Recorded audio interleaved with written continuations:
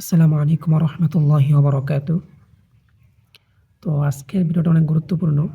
যেমন আমি প্রত্যেক কাজে বা যারা বিচারক তাদেরকে মনে করে দিতে চাই যে রাসূল সাল্লাল্লাহু আলাইহি ওয়াসাল্লামের একটি হাদিস বুলুগুল মারামের হাদিসটি এসেছে আপনার বিচারক অধ্যায় আরকি, বিচার পরিচালক অধ্যায়। তো হাদিসটা এমন যে ৩ শ্রেণীর ব্যক্তি বা ৩ শ্রেণীর কাজী বা বিচারক আছে। তার মধ্যে ১ শ্রেণীর বিচারক জান্নাতে যাবে আর ২ শ্রেণীর বিচারক জাহান্নামে যাবে।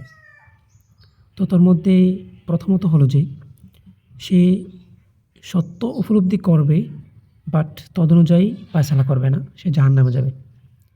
দ্বিতীয়ত হলো যে সত্য উপলব্ধি করবে না বাট অজ্ঞতা বা মূর্খতার খাতিরে বিচার করবে, সেও জাহান্নামে যাবে।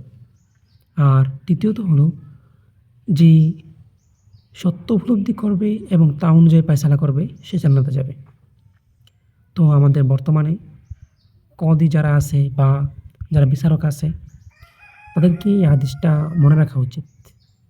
আমি কি আদৌ বিচার করার যোগ্যতা অর্জন করছি? বা আমি কি আজও বিচার করতে পারছি ঠিকমতো? বা আমি কি আজও ঠিকমতো পৌঁছানো যেতে পারছি কোনো? এগুলো আমাদের খেয়াল করা উচিত।